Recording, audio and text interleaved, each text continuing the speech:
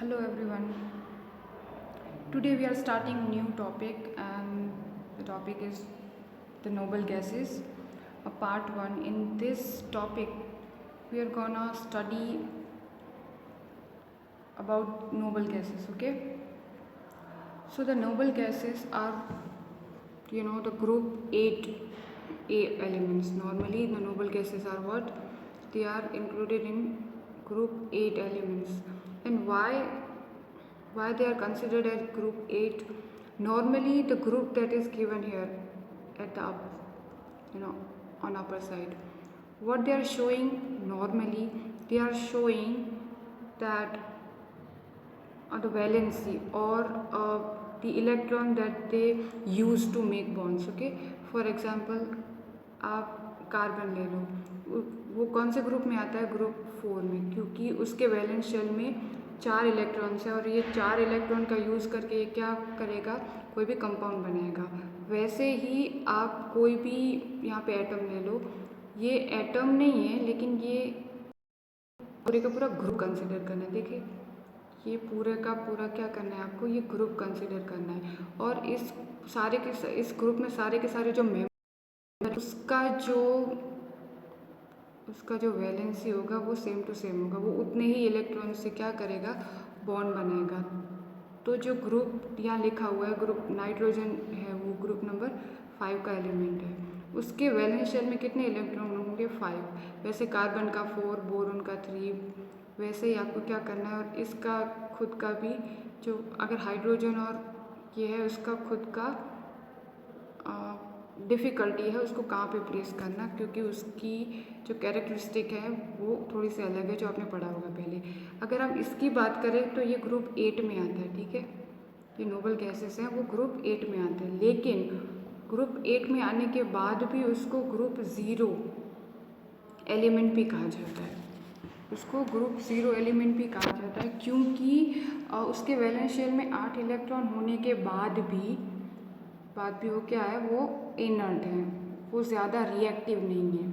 तो वो इलेक्ट्रॉन जो है वो डोनेट नहीं करेंगे, इलेक्ट्रॉन एक्सेप्ट नहीं करेंगे नॉर्मल कंडीशंस में। तो वो इनर्ट होने की वजह से उसको ग्रुप 0 एलिमेंट भी कहा जाता है।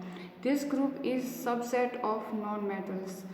ये क्या है? नॉन मेटल्स ही हैं, ये सारे के सारे नॉन मेटल्स हैं। तो नोबल गैसेस उसको आपको पता है कि उसमें helium, neon, argon, krypton, xenon, radon और जो एक लास्ट का है वो सिंथेटिक है, मतलब वो नेचर में नहीं मिलता लेकिन वो सिंथेसिस किया जा सकता है, और वो है ऑर्गेनेसॉन। वो कौन सा है? ऑर्गेनेसॉन, ठीक है। अब ये सारे के सारे एलिमेंट्स हैं, उसका जो इलेक्ट्रॉनिक कॉन्फ़िगरेशन अगर आप लिखने जाओ वैलेंस शेल का, तो वो क्या होगा? NS2NP6, ठीक है, NS2NP6 आएगा। अब इसके अंदर क्या करना है? ये आपको इससे क्या पता चलेगा NS2NP6 से, कि इसका जो वैलेंस शेल है, इसका ऑक्टेट है वो पूरा है, उसका ऑक्टेट कंप्लीट है, इसका वैलेंस शेल पूरे का पूरा भरा हुआ है।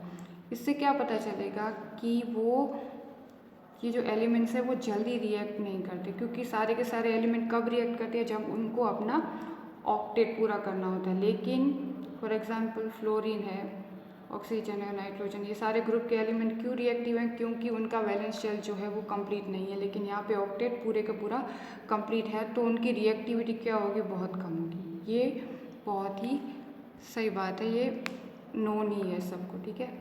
इसके बाद अगर हम आगे चलते हैं तो उसका वैलेंस शेल फुल होगा, ये तो हमने बात कर ली। Noble gases have very low melting और बॉइलिंग पॉइंट। ये तो बहुत ही नॉर्मल है, क्योंकि रूम टेम्परेचर पे भी क्या होगा? ये जो है वो गैस फॉर्म में ही होंगे। ये क्या होगा? गैस फॉर्म में होंगे। तो ऑफकोर्स उसका जो मेल्टिंग पॉइंट है और बॉइलिंग पॉइंट क्या होगा? कम ही होगा, क्योंकि वो नॉर्मल टेम्परेचर पे भी गैशियस फॉर्म में ही होते हैं, ठीक है। ओनली क्रिप्टॉन जो है, xenon, radon are known to form compounds. जो हीलियम है या आर्गॉन है, नियॉन है, ये कंपाउंड्स जो है वो नॉर्मली नहीं बनाएंगे, क्योंकि उनका जो साइज़ है वो बहुत कम है, और उसकी वजह से उनकी आयोनाइजेशन जो है वो ज़्यादा अच्छे से नहीं होती। अगर साइज़ बड़ा होगा तो वो आयोनाइजेशन एनर्जी भी कम लगेगी, ठीक है। अब यहाँ पे क्या होगा? क्रिप्टॉन, जेनॉन और रेडॉन ही कंपाउंड जो है वो बनाएंगे नॉर्मली। और सबसे ज़्यादा नॉन कंपाउंड किसके हैं? जेनॉन के, क्योंकि रेडॉन जो है वो रेडियो एक्टिव है, तो उसके कंपाउंड ज़्यादा केमिकल यूज़ में नहीं आ सकते, वो रेडियो एक्टिव यूज़ में ही आएंगे। तो केमिकली उसका ज़्यादा जो है वो बेनिफिट नहीं होगा, लेकिन मेनली जो है वो जेनॉन ज़्यादा सबसे ज़्यादा रिएक्टिव है, ठीक है। Xenon is the most reactive, और वो ऑक्सीडेशन स्टेट +2 to +8 दे सकता है, ठीक है, और इवन नंबर में नॉर्मली देता है। उसका इलेक्ट्रोनेगेटिविटी है वो लो है, उसका इलेक्ट्रोनेगेटिविटी क्या है? लो है, वो इलेक्ट्रो ज़्यादा अट्रैक्ट नहीं करता अपनी ओर। तो ये जो प्रॉपर्टी है ये नॉर्मली मेटल्स के अंदर होती है, ठीक है। वो मोस्ट इलेक्ट्रोनेगेटिव नहीं होते, लेकिन नॉन मेटल होते हैं। लेकिन यहाँ पे क्या है, ये जो कंपाउंड्स हैं या गैसेस हैं वो जो है वो क्या करते हैं, वो नॉन मेटल है, लेकिन वो इलेक्ट्रोनेगेटिव भी उतने नहीं हैं, ठीक है। अब इसके अंदर कलर ऑर्डर या फिर फ्लेवर नहीं होता नॉर्मल कंडीशंस में, और नॉन फ्लेमेबल भी हैं, वो फ्लेम नॉर्मली नहीं जनरेट करते, वो नॉन फ्लेमेबल हैं। At low pressure they will conduct electricity और फ्लोरेसेंस। अब वो लो टेम्परेचर के अंदर अगर वो कंडक्ट कर सकते हैं इलेक्ट्रिसिटी एक जगह से दूसरी जगह, और ये जो है ये एक फिनोमेना है फ्लोरेसेंस। इसमें क्या होता है कि आपके लो प्रेशर के अंदर अगर उसमें आप कोई भी या इलेक्ट्रोमैग्नेटिक वेव या कोई भी इलेक्ट्रिसिटी अगर आप उसको उस पर इंसिडेंट करते हो तो वो क्या होता है, वो एब्जॉर्ब करता है और वो एक फिनोमेना देता है जिसको फ्लोरेसेंस कहते हैं, ठीक है। उसमें वो कलर जनरेट करता है, या तो वो एक ही टाइम में पूरा का पूरा करेगा या सीक्वेंस में। वो एक प्रॉपर्टी है जो कोई सब्सटेंस दे सकता है, ठीक है। उसके बाद आप नोबल गैसेस में देखो, all the noble gases occur in the atmosphere as mono atomic gas. तो नोबल गैस क्या होता है, वो अकेले ही है, इंडिविजुअल जो है वो एटम है। उसके अंदर क्या होगा, उसके अंदर दूसरे जो गैसेस हैं, फॉर एग्जांपल क्लोरीन है, तो क्लोरीन क्या है, डायटोमिक गैस है। उसके बाद और भी गैसेस हैं, उसकी सारी फैमिली जो है उसके अंदर क्या होता है, डायटोमिक है। और भी जो ऑक्सीजन है वो भी डायटोमिक है। वैसे और गैसेस डायट्राइटोमिक हो सकते हैं, लेकिन ये मोनोएटमिक है, ये इंडिविजुअल एग्जिस्ट करते हैं, ठीक है। Together they make up 1% by mass of the atmosphere, जो बहुत ही कम है, वो उस एटमोसफियर में उसका सिर्फ 1% मास है, वो उसके अंदर है ओवरऑल सारे गैसेस का। Argon is the third most abundant gas in the atmosphere after nitrogen and oxygen. सबसे ज़्यादा आपको आर्गन जो है वो मिल सकता है एटमोसफियर के अंदर से, ठीक है। अब सबसे ज़्यादा बाकी का जो ओवरऑल है वो 1% ही है, ठीक है, लेकिन सबसे ज़्यादा उसमें भी क्या मिल सकता है, आपको आर्गन मिल सकता है। अब अगर आप नोबल गैसेस का यूज़ करते हो तो आपको पता होना चाहिए कि वो हमें कहाँ कहाँ से मिल सकते हैं, ठीक है, उसके सोर्सेज कैसे आप ला सकते हो। तो सबसे पहले all of the noble gases except helium and radon are obtained by fractional distillation of liquid air. यानी आप जो एयर है डायरेक्ट एयर में से फ्रैक्शनल डिस्टिलेशन कर सकते हो और इनको एक्सट्रैक्ट कर सकते हो, हीलियम और रेडॉन को डायरेक्टली एयर में से आपको मिल सकता है। आप एयर को क्या करो, जमा करो और उसका फ्रैक्शनल डिस्टिलेशन कर लो तो आपको हीलियम और रेडॉन मिल जाएंगे उससे। तो major source of helium is cryogenic separation of natural gas. आप नेचुरल गैस जो नेचुरली मिलता है, जो नेचुरल गैस मिलता है, उस नेचुरल गैस का आप क्रायोजेनिक, ये एक स्पेशल टाइप ऑफ सेपरेशन होता है, वो वैसे सेपरेशन करोगे तो आपको क्या, हीलियम सबसे ज़्यादा उसी में से मिल सकता है अगर आपको हीलियम चाहिए तो, ठीक है। उसके बाद रेडॉन, तो रेडॉन क्या है, वो ज़्यादा हम यूज़ में, जैसे मैंने कहा, इसलिए नहीं कर सकते कि वो रेडियो एक्टिव है, ठीक है। अगर रेडियो एक्टिव का आप ज़्यादा जो है वो यूज़ उन रिएक्शंस में कर सकते हो जिसमें रेडियो एक्टिविटी की ज़रूरत होगी, बाकी वरना वो और चीज़ों में डिस्टर्ब करेगा, ठीक है। अब क्या होता है, radon is a radio active noble gas is produce from the radio active decay of heavier elements. अब उसका सोर्स क्या है अगर आपको चाहिए तो, जैसे कि आपका थोरियम, यूरेनियम, वो क्या है, वो हायर एलिमेंट्स है, ठीक है। जैसे थोरियम है या यूरेनियम है, और रेडियम है, ये क्या करेंगे, ये रेडियो एक्टिव होंगे। तो ये रेडियो एक्टिविटी की वजह से वो क्या करेंगे, वो कोई ना कोई जो है वो रिलीज़ करेंगे, वो कोई ना कोई वेव जो है वो रिलीज़ करेंगे और आखिर में स्टेबल होंगे, स्टेबल कंपाउंड बनाएंगे। उसी रिएक्शन में आपको रेडॉन मिल सकता है एज बाय प्रोडक्ट, ठीक है। उसमें क्या मिल सकता है, आपको रेडॉन मिल सकता है, यूरेनियम में से, थोरियम में से, या रेडियम जो है रेडियो एक्टिव डीके के बाद रेडॉन बना सकते हैं।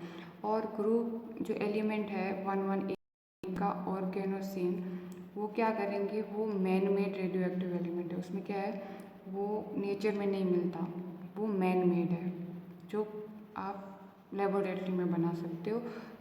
जो आप न्यूक्लियर रिएक्शन है, कोई भी टारगेट एक रखो और उस पर एक पर्टिकुलर जो है वो पार्टिकल है, वो उसको एक्सेलरेट करके आप उस पेन साइड उसके ऊपर बॉम्बार्ड करवा सकते हो, बॉम्बार्डमेंट, और उससे आपको जो है वो 118 नंबर का सिंथेटिक एलिमेंट ऑर्गेनोसिन जो है वो मिल सकता है, ठीक है। क्या नाम है इसका, ऑर्गेनोसोन, ओके, ऑर्गेनोसेन, ओके, ये आपको मिल सकता है, ठीक है। अब अगर नोबल गैसेस है,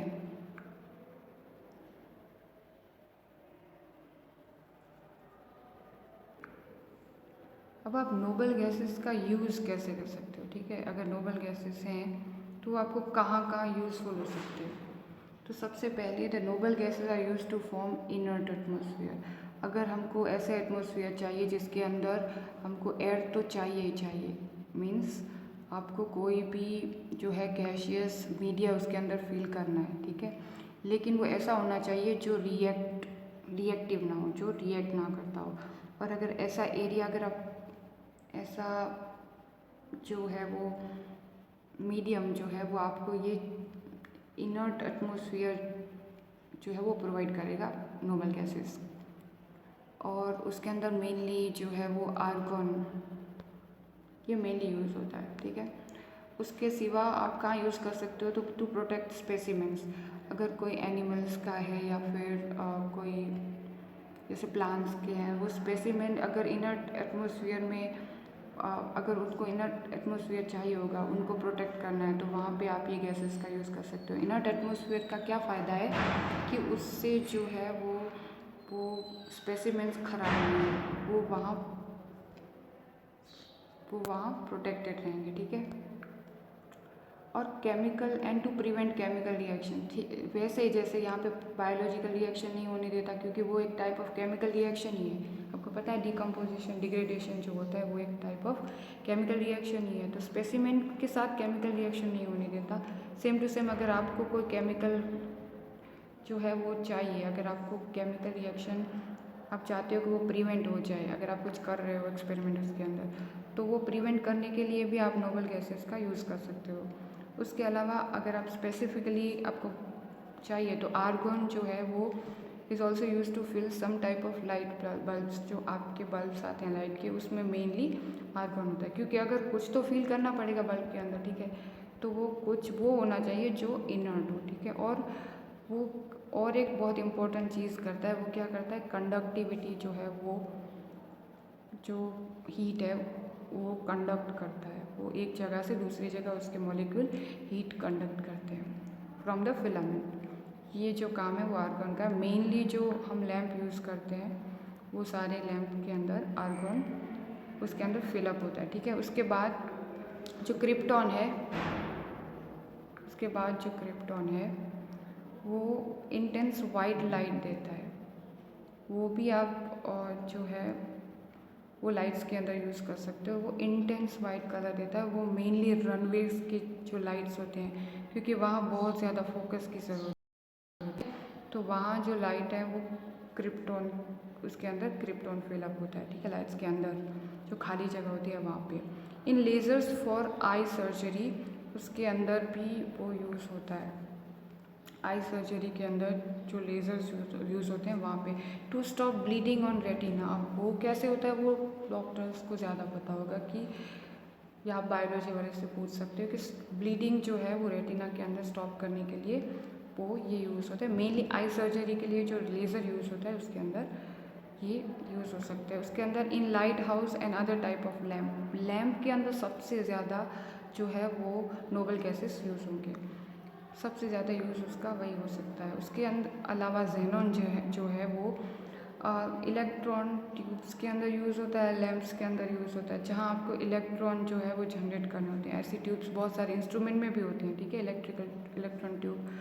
उसके अलावा लैम्प ऑफकोर्स, उसके लेज़र्स और and in high speed photographic flash tubes, photograph के अंदर जो फ्लैश लाइटिंग होती है उसकी ट्यूब्स में भी जेनॉन यूज़ होता है, ठीक है। उसके बाद आप रेडॉन ले लो, तो रेडॉन जो है वो कैंसर को ट्रीट करने के लिए इसलिए यूज़ होता है क्योंकि वो ऑफकोर्स वो रेडियो एक्टिव है, तो वो रेडियो एक्टिव होने की वजह से उसकी रेडियो एक्टिविटी यूज़ करेंगे। उसके बाद वो एनवायरनमेंट के लिए हैज़ार्डस होने की वजह से हम उसको और जगह यूज़ नहीं कर सकते, जैसे और नोबल गैसेस को यूज़ कर रहे हैं वैसे इसको यूज़ नहीं कर सकते, ठीक है। इसके अलावा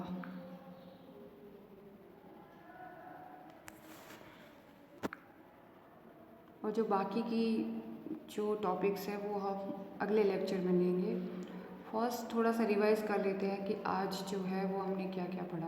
तो सबसे पहले नोबल गैसेस, उसका ग्रुप और वो इनर्ट है तो क्यों है, राइट। उसके बाद उसको ग्रुप 0 एलिमेंट भी कहा जाता है, उसकी रिएक्टिविटी कैसी है, ठीक है। उसके बाद जो नोबल गैसेस हैं उसको अगर ऑक्सीडेशन, अगर उनकी कोई रिएक्शन होती है, सबसे ज़्यादा कौन रिएक्टिव है, जेनॉन है।